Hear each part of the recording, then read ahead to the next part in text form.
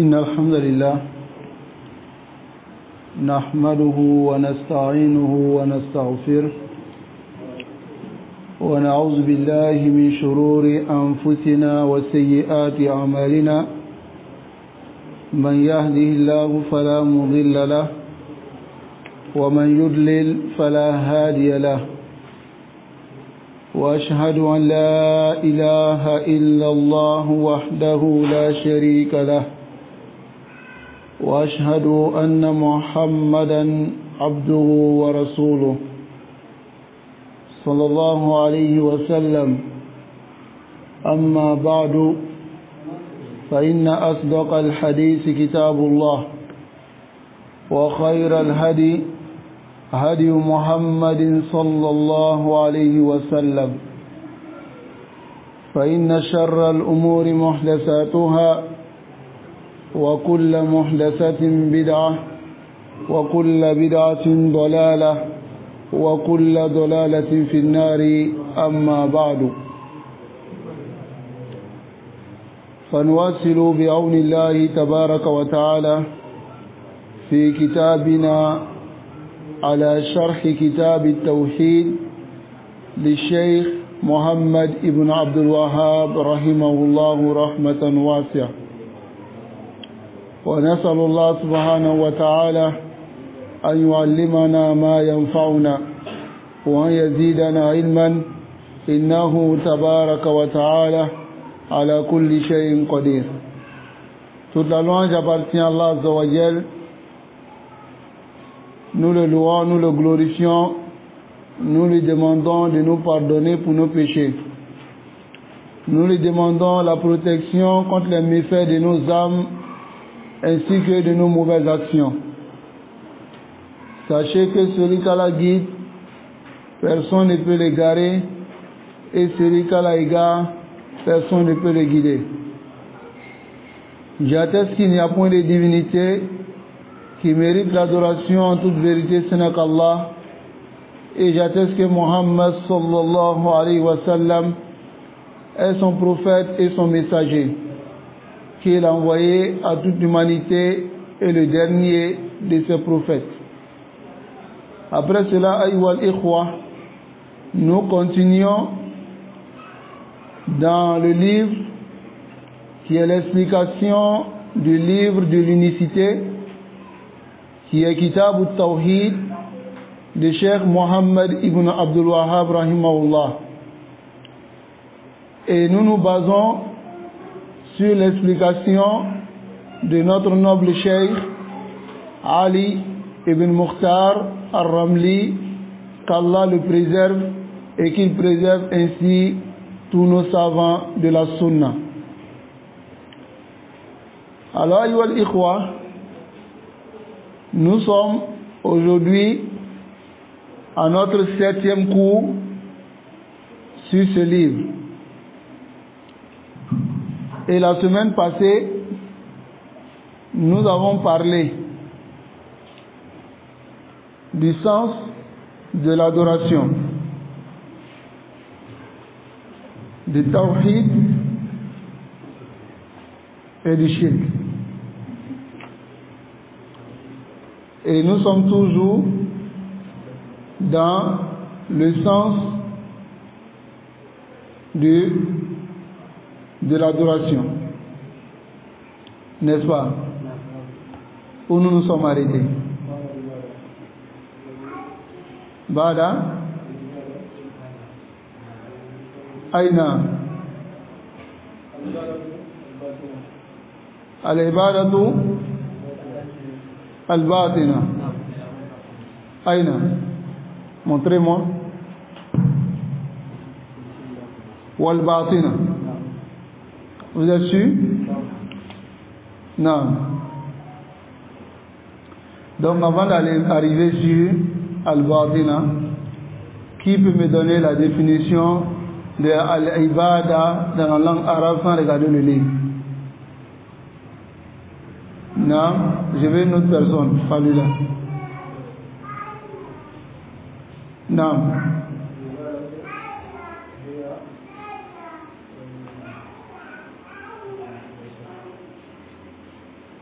نعم نعم الذل التذلل والخضوع. ماذا؟ ما فهمت. محبة وتعظيما، لا بد من هذا، لأننا قلنا إذا كان بغير محبة وتعظيما يمكن أن يكون إكراها. Quand on dit al-khudu, c'est le rabaissement, at-tazallul, c'est se soumettre. La personne peut se soumettre à Allah Azza wa Jal parce qu'on l'a forcé de se soumettre. Lakin, si il se soumet à Allah par amour et aussi par l'immensification d'Allah, parce que il veut adorer Allah par amour, c'est celui-là qu'on appelle qu'il adorait Allah Azza wa Jal. Mafhum? Donc c'est la définition de al-ibada fil lugha. Amma fi shara, la définition de l'adoration. Naam, rattrape-toi.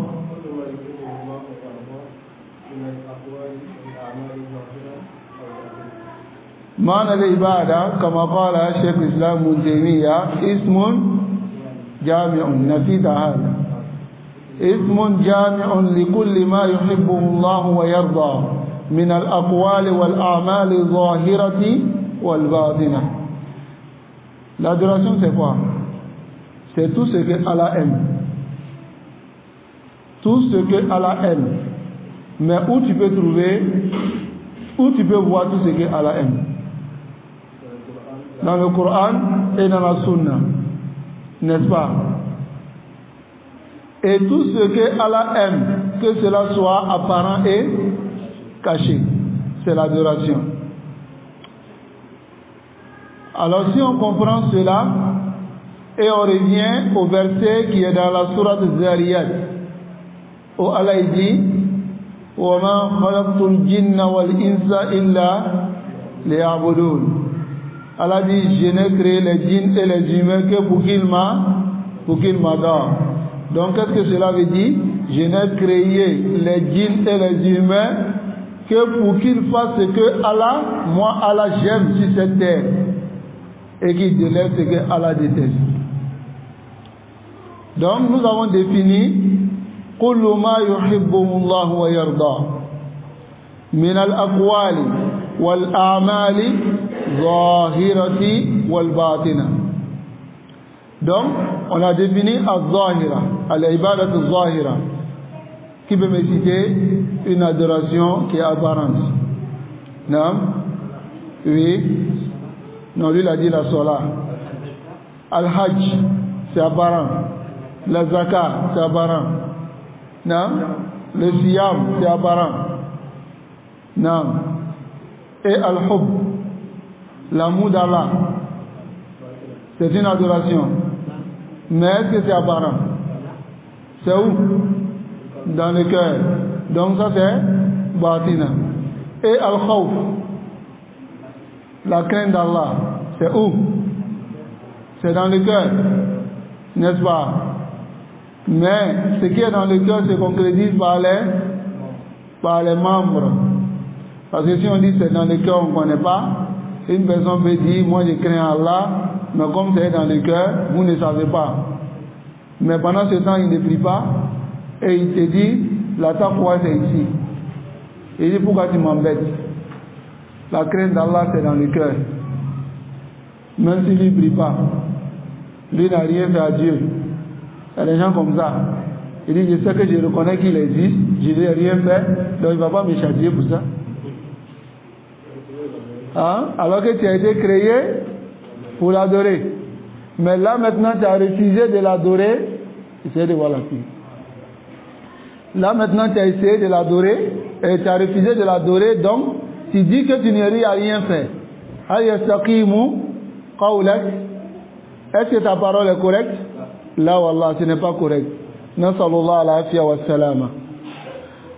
Alors le cheikh il dit wal batinatu, l'action qui est cachée, Al-a'malul batina, les actions cachées. Kal-hubbi, comme l'amour.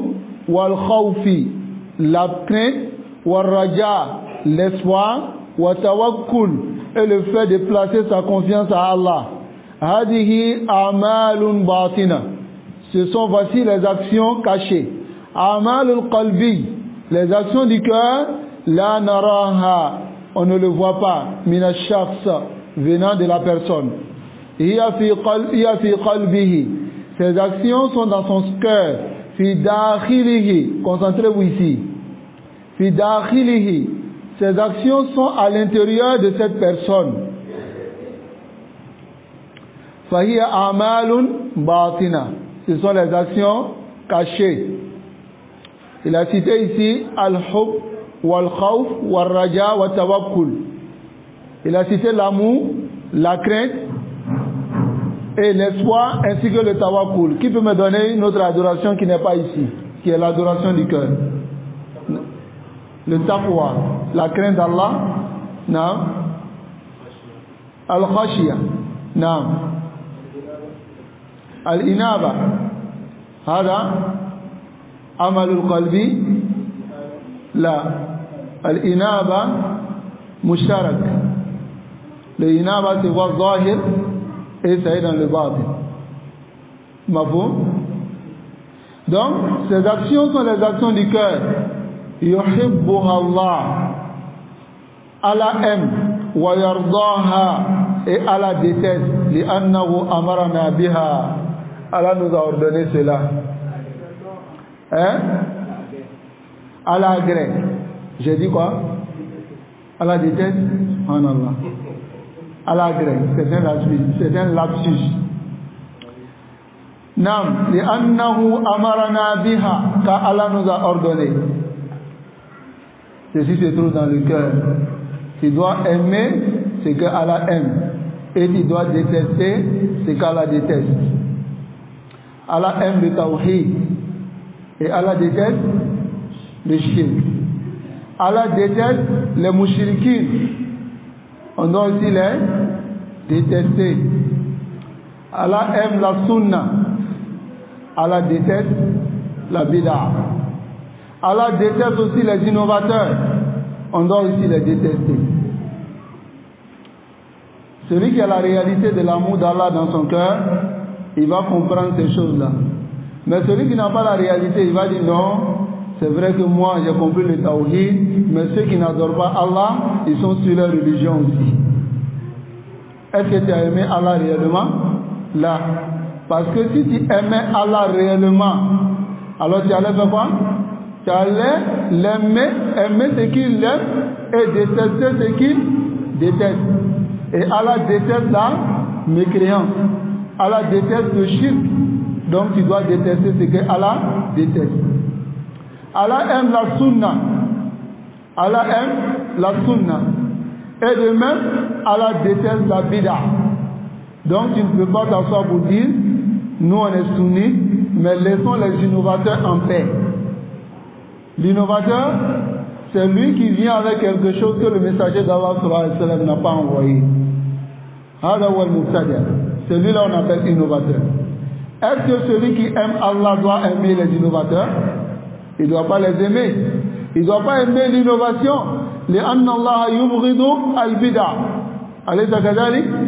Allah n'aime pas la bid'a. Voilà pourquoi il y a un verset dans Surat Imran, on appelle le verset Ayatul Mihna, le verset de l'épreuve. Car des gens sont venus, ils disent on aime Allah, on aime Allah. Allah les dit. Allah dit au prophète sallallahu alayhi wa sallam, Qul, dis-leur, In kuntum tuhibbuna Allah. Si vous aimez Allah, faites quoi? Fattabi'uni, suivez ma sunna. Cela montre que l'innovateur n'aime pas Allah. S'il aimait Allah réellement, il allait suivre la sunna du messager d'Allah sallallahu alayhi wa sallam. Alors le hub, c'est très important. Idan, kulluha ibadat. Tout ce qu'on vient de citer sont des adorations. Fal ibadatu ismun نعم جامع لكل ما يحبه الله ويرضى من الأقوال والأعمال الظاهرة والباطنة. S'il vous plaît, retenez la définition de l'adoration. Ça c'est très important. Ismun, l'adoration c'est quoi? Bateau. Bateau est mouné. Fin kadi alay. Allah djena fin ma ole bateau. Tout ce que Allah aime et Allah agrée, c'est ce qu'on appelle l'adoration. Tout ce que Allah aime pour toi pour que tu délaisses. Si tu délaisses, c'est une adoration. Allah t'a dit délaisse la zina. La zina c'est une désobéissance. Donc si tu délaisses, tu as adoré Allah ou pas. Allah a ordonné le mariage. Si tu te maries, le mariage Allah aime ou bien Allah n'aime pas. Alors si tu te maries, ça fait une adoration. Et célibataire, ne dit pas que je vous attaque. Qu'Allah nous facilite. Donc, l'adoration, c'est tout ce que Allah aime. Qu'Allah nous accorde la compréhension. Alors le cheikh il dit, wa na'rifu al-ibada, on connaît l'adoration bi amri Allah tabaraka wa ta'ala, par l'ordre d'Allah, béni soit-il et qu'il soit élevé. Lana, par l'ordre qu'il nous donne, biha, yani par l'ordre qu'il nous donne sur le Coran wa Sunna. Ce qui nous ordonne dans le Coran et la Sunna, on connaît directement que c'est l'adoration. لأنه أمرنا بها, car il nous a ordonné في القرآن أو في السنة. Il nous a ordonné dans le Coran et dans la Sunna. C'est très important pour un musulman de connaître le sens de l'adoration. Parce qu'il y a d'autres qui pensent que l'adoration c'est d'aller à la mosquée. L'adoration c'est de faire le hajj. Seulement, hein? L'adoration c'est de donner la zakat. L'adoration c'est de jeûner. J'ai adoré Allah. Mais si tu dis aux musulmans que l'adoration, c'est tout ce que Allah aime, est-ce que tu dois spécifier quelque chose? Non. Ça veut dire toute ta vie doit être une adoration.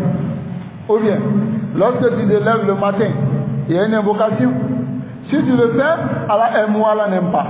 Si tu te lèves le matin, tu dois prendre l'ablution, c'est une adoration ou pas?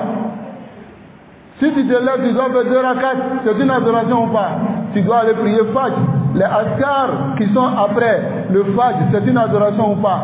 Lorsque tu te lèves pour aller travailler dans l'intention de venir nourrir ta famille, parce que Allah t'a ordonné cela, c'est une adoration ou pas? C'est une adoration. Lorsque tu reviens à la maison, tu éduques tes enfants, toute ta journée doit être une adoration, parce que Allah ne t'a créé que pour cela. Ça veut dire quoi? Tout ce que tu dois faire doit être ce que Allah aime et Allah agrée. Tout ce que tu dois délaisser doit être ce que Allah déteste et Allah n'agrée pas. Allah nous accorde la compréhension. Alors, Fahia Ibada, c'est une adoration. Qurba, c'est un rapprochement, c'est ce qui rapproche d'Allah. Ta'atun lillahi subhanahu wa ta'ala, et c'est une obéissance pour Allah subhanahu wa ta'ala.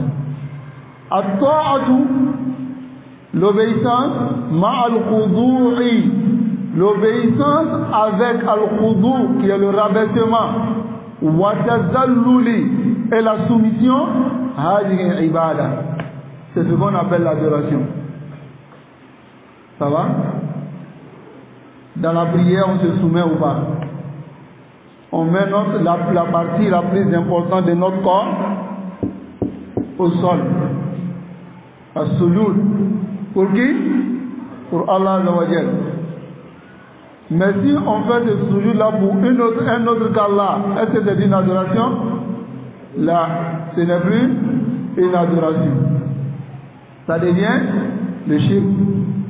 Wa qala ba'du ahli al-ilm. Il y a certains savants qui disent fi ta'rif al-ibada, dans la définition de l'adoration, hiya kamalul khudu'i, c'est l'extrême soumission, l'extrême rabaissement, wa tazalluli, et soumission. Ma kamal al-hubbi, a kamal al-mahabba, et l'extrême amour, wa ta'zim, et l'extrême immensification, le fait d'immensifier Allah, l'extrême respect, comme on peut le dire. Tu dois dépasser les limites dans le rabaissement pour Allah. Tu dois dépasser les limites dans la soumission. Tu dois aussi dépasser les limites dans l'amour. Tu ne dois pas aimer quelqu'un au-delà d'Allah. Tu dois aimer Allah au-delà de tout. C'est très important. Allah, awalan. Rasoul, saniyan. L'amour d'Allah doit dépasser tout amour. Et l'amour du messager d'Allah doit dépasser tout amour après l'amour d'Allah. Ou bien. Et ensuite, l'amour des autres peut venir maintenant. Az-zawja, wal-walad, la femme, les enfants. Ou bien. Celui qui connaît le sens de l'adoration. Sinon, celui qui ne connaît pas le sens de l'adoration, qui n'a pas ce sens-là, lui, quand sa femme va le tromper, il va le défendre. Il va dire, je ne peux pas vivre sans elle. Je l'aime trop. Ou bien, parce que la femme l'a trompé. Qu'Allah nous préserve. Ou bien, quand ton argent va se gâter, il ne va pas pouvoir vivre. Parce que l'une des choses qui n'est pas facile pour un riche, c'est de perdre son argent. C'est pas envisageable pour un riche.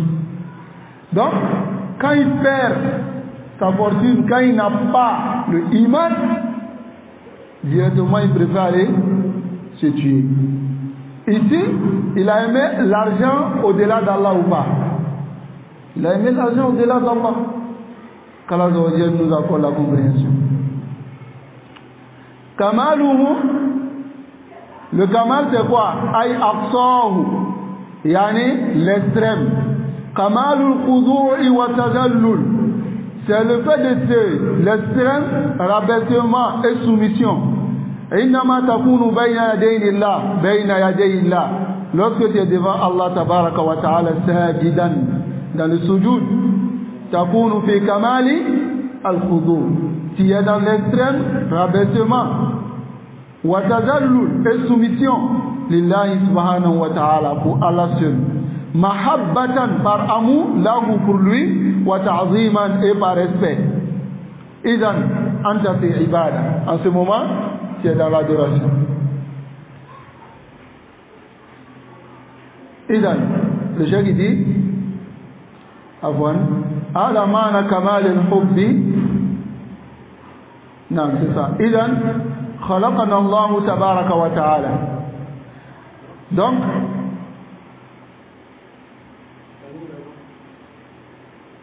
ala mana kamal al-hudu, c'est là-bas. Wa tazalluli, voici le sens de l'extrême rabaissement et soumission. Ma kamal al-mahabbati wa ta'zim, et le sens de l'extrême amour et de l'immensification. Voilà voici le sens de l'adoration. Voilà pourquoi on ne doit pas vouer l'adoration pour autre qu'Allah. Parce que c'est Allah, son amour qui doit dépasser tout. Quand son amour dépasse tout, alors celui qui désobéit à Allah, est-ce que tu dois le suivre malgré qu'il a désobéi à Allah? Là. Si tu aimes Allah réellement, tu demandes l'amour d'Allah au-dessus de l'amour de tout ce qui est sur cette terre. Qu'Allah nous accorde la compréhension. Idan khalaqana Allah tabaraka wa ta'ala li na'budah. Il dit donc, Allah nous a créés pour qu'on l'adore. Na'buduhu bimada, on l'adore avec quoi? Non? On adore Allah avec quoi? Tout ce qu'il aime et il agrée. Le chef dit bima shara'a, ce qu'il nous a légiféré. Nuti'uhu, on l'obéit. Khudu'an, par abaissement. wa tazallulan par soumission, wa mahabbatan par amour, wa ta'ziman par respect, lahu pour lui Allah tabaraka wa ta'ala. Fa idha qama fi nufusina, s'il se dresse maintenant dans notre cœur, dans nos âmes, dans notre poitrine, kamal al-hubbi, l'extrême amour pour Allah, wa ta'zim, et l'extrême immensité, ma kamal al-khudu'i, avec l'extrême soumission, wa ta'ziman wa tazalluli, et l'extrême soumission lahu pour lui, bi ta'atihi, en l'obéissant, faqad abadnahu, alors on l'a adoré en ce moment. Quand on prend le sens même de l'adoration, beaucoup même vont se poser la question si réellement ils adorent Allah. Qu'Allah nous accorde la compréhension. وَإِذَا فَعَلْنَا ذَلِكَ, si on fait cela, لِغَيْرِهِ, pour autre qu'Allah, فَقَدْ أَشْرَكْنَا مَعَهُ, alors qu'on sache qu'on associe Allah, غَيْرَهُ, on associe avec Allah autre qu'Allah. هذا المعنى الذي يحب أن تفهمه. Voici le sens que il veut que tu comprennes. بالاختصار, en résumé, ما أمرك الله تبارك وتعالى, ce que Allah t'a ordonné, في كتابه, dans son livre, أو في السنة, et dans sa sunna, أن تتعبد له به, que tu l'adores avec, فهو عبادة, c'est ce qu'on appelle l'adoration. فإذا جعلته لله وحده, si tu voues cela pour Allah seul, فقد وحدته, alors tu as unifié Allah dans l'adoration. وإذا صرفته, si tu as détourné cela لغير الله, pour autre qu'Allah, فقد أشركت معه, alors tu as associé avec Allah غيره, autre que lui. هذا معنى العبادة, voici le sens de l'adoration. ومعنى التوحيد, et le sens du tawhid. ومعنى الشرك, et le sens du shirk. وما خلقت الجن والإنس إلا ليعبدون. Le chef dit إذن, dans ce verset, أراد الله سبحانه وتعالى, Allah veut أن تعبده, que tu l'adores, وأن نعبده, وأن نعبده, qu'on l'adore, وأن نعبده وحده, et qu'on l'adore seul. C'est très important. ولذلك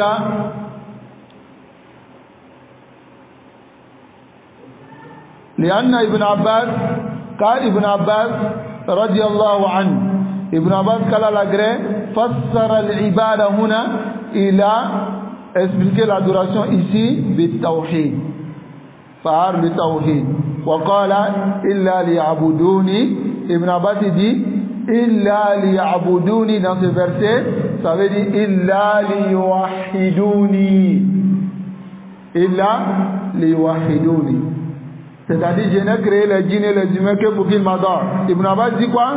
Que pour qu'ils m'unifient dans l'adoration, c'est-à-dire ils m'unifient dans l'adoration, c'est-à-dire ils m'adorent seul. C'est ce que Ibn Abbas a dit. Qui est Ibn Abbas? Naam, Turjuman al-Qur'an. Rasul sallallahu alayhi wa sallam a fait des invocations pour lui. Il a dit Allimhu at-Tawil, ou bien Allah enseigne lui l'explication du Coran. Donc si lui nous explique cela, alors c'est exact qu'Allah nous accorde la compréhension. Alors Yani, le chef qui dit la parole d'Ibn Abbas veut dire La an ya'buduhu faqat.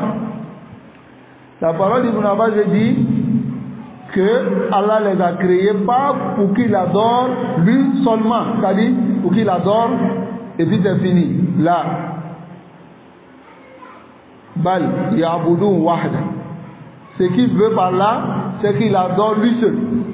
On doit l'adorer lui seul, Allah.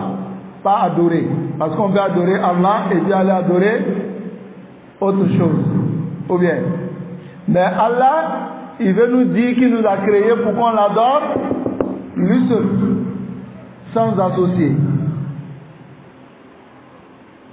il kana dɔ fara Ala kan. C'est ça, non? Mais il y a d'autres qui disent il kana fila fara Ala kan. Il kana fila fara Ala kan. Est-ce qu'on doit dire ça? Hein? On doit dire il kana fila fara Ala kan. Mais sinon on comprend, non, mais non, on dit c'est que quel est le cas fara Ala kan ke? Hein? Donc on a qu'à rentrer dans Bambara. Kana flana fara Ala kan. Mais non qu'à dire ça, parce que quand il dit kana fla fara Ala kan, nous qui comprenons pas, on comprend pas bien Bambara, on va dire ça veut dire ni qu'à quel fara Ala kan, ça peut passer. Hein? Donc ça veut dire kana flana fara Ala kan. Donc ils n'ont qu'à dire flana. Ou bien pour que nous on puisse comprendre. C'est le Bambara. Entre eux ils comprennent. C'est comme, bon, on va laisser ça. Ça nous facilite. On ne va pas oublier notre barre. Donc ici, Walla ya'budu ma'ahu ghayra. Il ne doit pas adorer une divinité avec Allah. Idan, khalaqana Allah subhanahu wa ta'ala kay na'budahu. Allah nous a créé pour qu'on l'adore. Wahdahu wa na'budahu wahda. Yani on l'adore lui seul. Wa la na'budu ma'ahu ghayra. Et qu'on ne doit rien adorer avec Allah. Fadhalika yakunu qad fassara lana al-muallif. Par cela, l'auteur du livre qui est qui? Cheikh Mohammed Ibn Abdul Wahhab nous a expliqué le tawhid bizikrihi, par le fait qu'il est mentionné li hadhihi al-aya, ce verset, al-hikmatu allati aradaha Allah, la sagesse qu'Allah a voulu dans la création, min khalqihi lil-ins, par le fait qu'il a créé l'être humain, wal jinn et les djinns, wa fassara lana at-tawhid, et il nous a expliqué le tawhid. Donc le chef, il nous a expliqué le but pour lequel Allah a créé les hommes et les djinns, en mentionnant ce verset. Et il nous a aussi expliqué le tawhid dans le verset.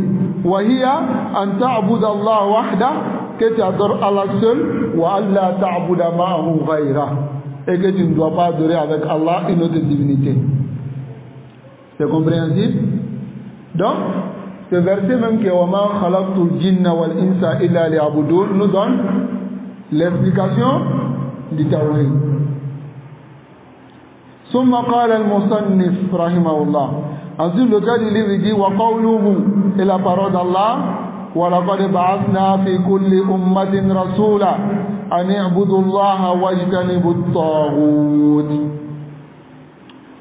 Alors il va expliquer le deuxième verset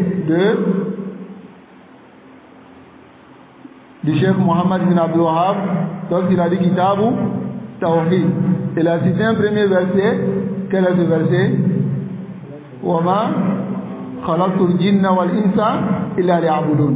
Il va expliquer maintenant le deuxième verset qui est wa laqad ba'athna. Allah dit wa laqad.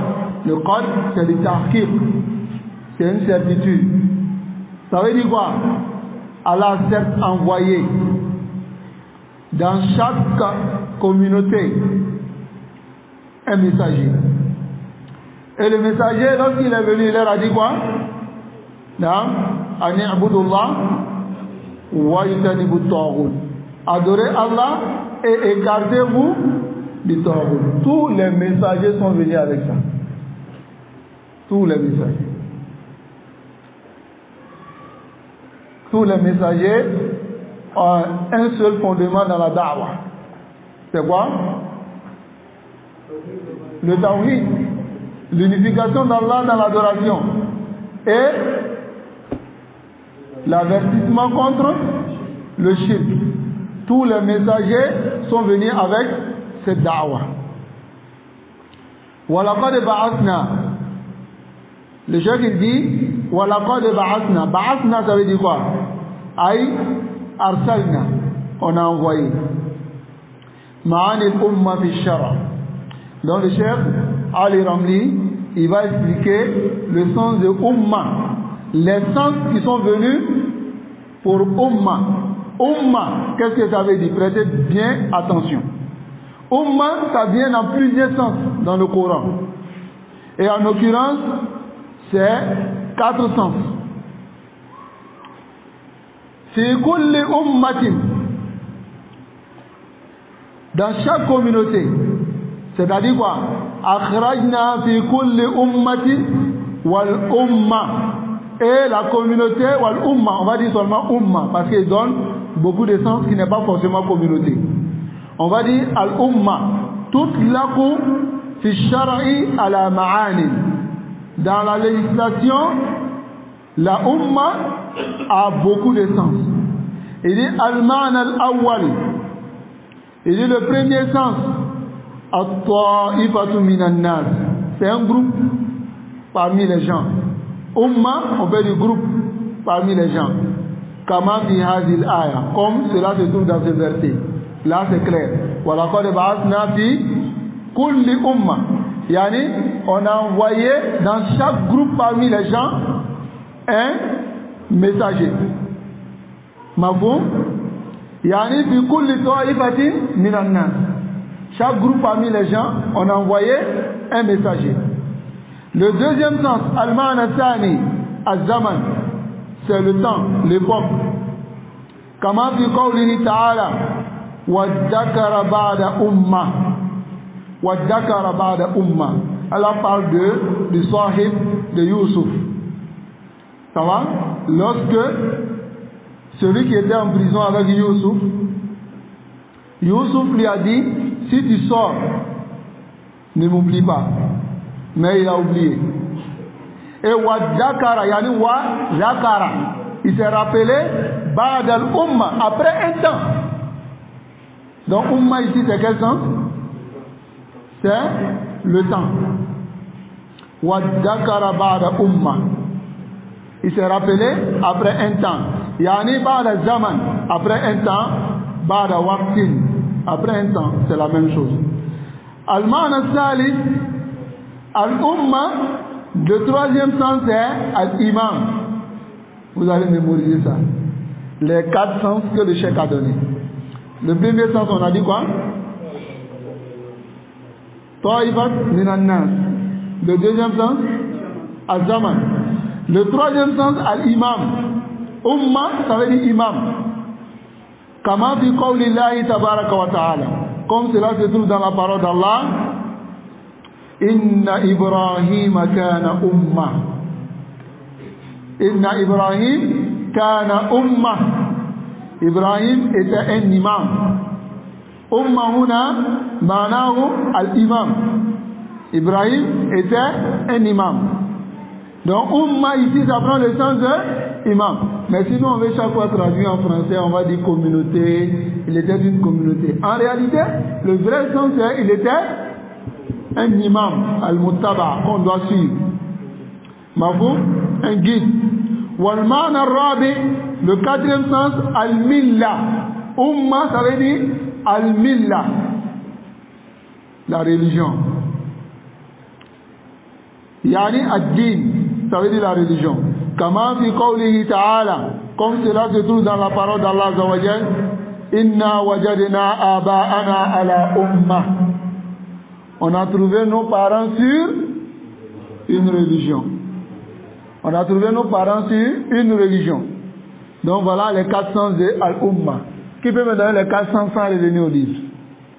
Naam.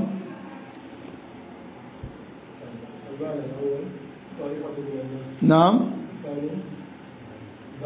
الزمن الإمام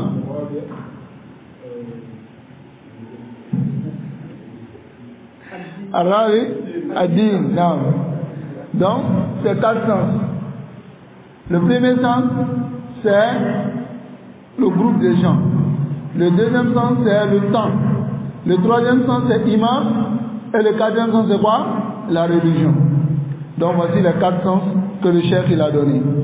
هذه المعاني التي تأتي كلمة, voici le sens avec lesquels vient la parole al-umma alayha. Yani al-umma vient fi kitabillahi tabaraka wa ta'ala, dans le livre d'Allah. Wa yahummuna, et ce qui nous importe ici al-an, maintenant, an ta'rifa anna ma'na al-umma, que tu dois savoir que le sens de umma dans ce verset fi hadhihi aya, c'est quoi? At-ta'ifatu minan nas, c'est un groupe parmi les gens. Wa laqad ba'athna fi kulli umma, on a certes envoyé les gens et les messagers dans chaque groupe parmi les gens. Yani akhrajna, on a fait sortir fi kulli ta'ifatin minan nas, on a fait sortir dans chaque groupe parmi les gens. Donc voici le sens de al-umma. Ensuite, le cheikh il dit al-farqu bayna an-nabi wa ar-rasul, la différence entre prophète et messager. Tout messager est un prophète, mais tout prophète n'est pas messager. Celui qui est messager, il est directement prophète. Il a les deux titres. Mais celui qui est prophète n'est pas messager. Il faut comprendre cela. Rasulan, car Allah dit dans le verset وَلَقَدْ بَعَثْنَا فِي كُلِّ أُمَّةٍ رَسُولًا. Donc le cheikh a expliqué ba'athna d'abord. Il a dit quoi? Arsalna. Ba'athna arsalna. Maintenant il a dit quoi encore? Fi kulli umma. Il a expliqué la umma et nous a donné 4 sens de la umma. Hakaza l'ulama. Voici les savants. Ils te donnent avec précision. Et je vous le dis, les savants, quand ils parlent, ils ne sont pas comme nous. Quand ils parlent, c'est comme en réalité, ils sont en train de regarder dans un livre où ils sont en train d'écrire. Regarde ça, ce sont des audios. Si vous voulez, je peux vous donner. Celui qui veut les audios, qui me dit, je vais lui donner, il va écouter. Un de tes élèves a retranscrit. Il a dit ça dans le début du livre. N'est-ce pas? Ou bien c'est dans quel livre? Non, je ne pense pas que ça soit ici. Dans Usul Sunna, il a parlé de ça. Un de ses élèves a retranscrit, c'est-à-dire il a écouté l'audio du cheikh. Mot par mot, lettre par lettre, il a écrit. Regarde le temps qu'il a fait. Allahu Akbar. Et quand il a fini, il allait montrer au cheikh. Le cheikh, il a regardé bon, ce qu'on doit ajouter, ce qu'on doit enlever, et il a édité le livre. Parce qu'il parle avec science. Les chouyouk, ils sont comme ça. Voilà pourquoi on doit revenir chaque fois à eux. Ce sont les lumières. Fas'alu ahla al-zikri in kuntum la ta'lamun. Hadha aslun min usuli ahli sunnati wal jama'a. C'est un fondement parmi les fondements des gens de la sunna. On doit chaque fois revenir aux savants. Moi je suis là, je vous lis ce que le cheikh a dit. En réalité, qui vous enseigne? C'est le cheikh qui vous enseigne. On peut dire que le cheikh Ali Rambi a des élèves. Parce que je vous traduis ce que le cheikh a dit. Ou bien, au lieu que moi je vienne m'asseoir, je prends Kitab al-Tawhid, le Madoun, et puis je dis bon, voilà pas de Ba'asna fi kulli ummatin rasula, ça veut dire ceci, cela. Je vais faire beaucoup d'erreurs. Ou bien, mais ce qui va me préserver, c'est quoi? C'est de prendre ce qu'un savant a déjà expliqué et je vous donne. C'est la tariqa des tourlab, des étudiants en sciences. Parce qu'ils savent qu'ils ne sont pas savants. Il n'y a pas de savants ici. Et à certains, quand on leur dit qu'il n'y a pas de savants ici, c'est net. Alors qu'il ne peut pas faire la même chose comme ça. Hein? Il ne peut même pas expliquer un matoun avec les adillas sans regarder. Alors que les savants, c'est des bibliothèques ambulantes. Ou bien, c'est des bibliothèques qui marchent dans la rue. Tu lui demandes un dalil, il te fait sortir. Tu lui demandes dans tel kitab, il te montre. Ali. Hein? Allah même il dit dans le Coran, hein? j'ai oublié le verset. Ceux qui ne sont pas, les savants et les non-savants ne sont pas au bout. La yastawi alladhina ya'lamuna walladhina la ya'lamun. Innama yatadhakkar ulul albab. C'est ceux qui réfléchissent qui comprennent ça. Les savants et ceux qui ne sont pas savants ne sont pas pareils. Ils ne sont pas pareils. Donc respectons les savants. Et revenons aux savants. Il se peut qu'Abou Zaïfa il dit quelque chose qui n'est pas correct. Où on va se retourner pour corriger ça. Hein? On se retourne au Kitab wa Sunna. Mais le Kitab wa Sunna, qu'est-ce qu'on sait qui va expliquer? C'est les savants. Le messager d'Allah dit Al-Ulama Warasatul Anbiya.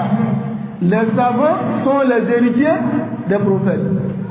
فإن الأنبياء قال les prophètes لم يورثوا دينارا ولا درهما. Les prophètes n'ont pas laissé en héritage d'argent, ou bien, mais ils ont laissé alayhi wa Abu Hurayra radiyallahu ta'ala anhu. Un jour il est sorti, il allait voir les muhajirin et les ansar dans les marchés. Il dit vous êtes ici wa yuksabu hirs an-nabi. Ils sont en train de partager l'héritage du messager d'Allah sallallahu alayhi wa sallam. Et vous êtes là. Ils ont compris directement, c'est l'argent. Ils sont en train de partager l'héritage du prophète sallallahu alayhi wa sallam dans la mosquée. Et vous êtes ici. Abu Hurayra, lui, l'a compris. Ils ont couru.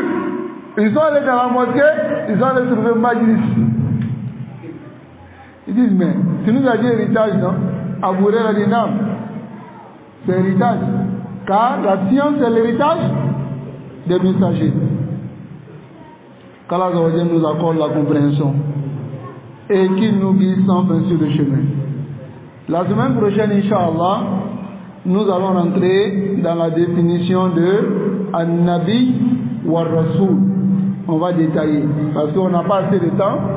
Si on essaie de rentrer dans la définition, on ne va pas pouvoir aller en avant.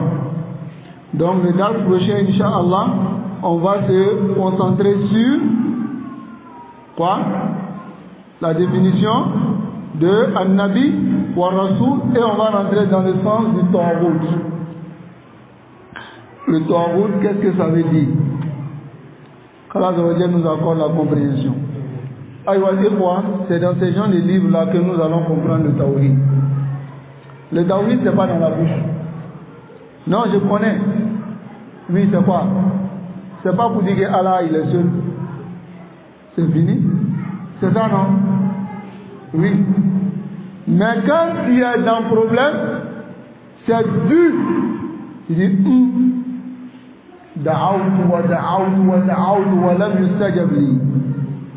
j'ai invoqué juste ça, rien n'a été exaucé.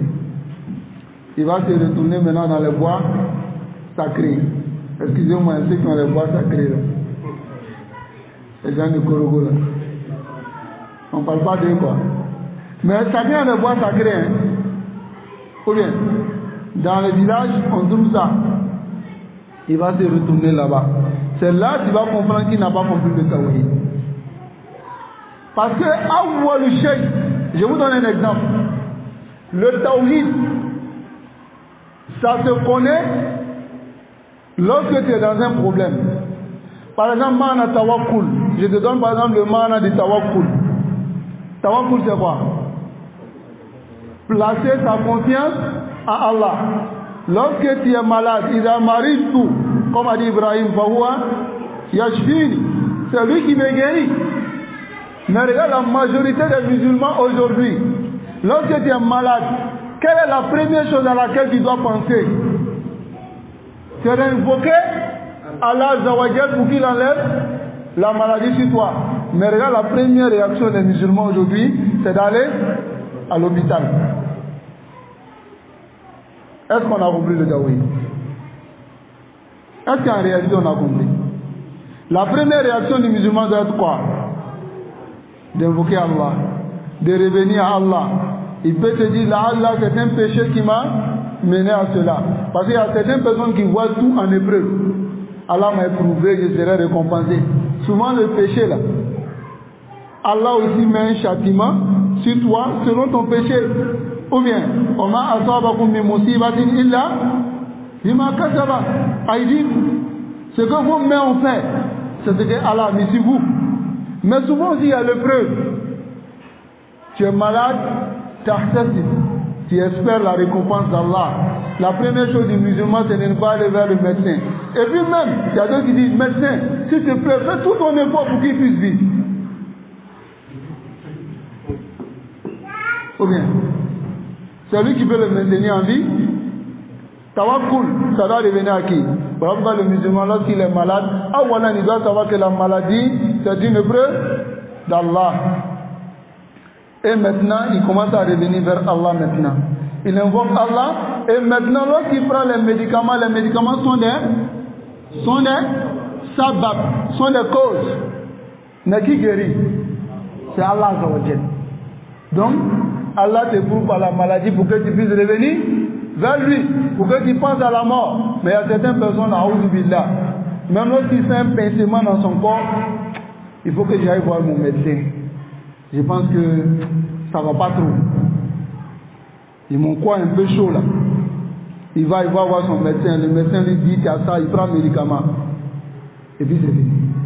Il n'a pas réfléchi que c'est Allah qui peut enlever ça sur lui. Ou bien, qu'Allah nous accorde la compréhension. Voilà pourquoi si on arrive dans le bas de tawakkul, on va bien détailler pour qu'on puisse comprendre le tawakkul réel. Et le fait de revenir à Allah lorsqu'on est en difficulté. Parce que c'est le maqsoud. Allah il t'éprouve pour que tu reviennes vers lui. Mais lorsqu'il t'éprouve, et directement tu vas voir le médecin, ou bien tu vas voir un raqi quelque part là-bas qui te promet pour te dire que on va enlever la maladie dans ton corps. Alors que souvent même ils font la ruqya avec le shirk. C'est Allah le veut, si on est arrivé dans Babu, Ar-Ruqa, Wa Tama'im, Inch'Allah, on va détailler la ruqya correcte. Et la ruqya que les gens font qui n'a rien à voir avec la religion. Beaucoup le font, même s'ils le font avec le Coran.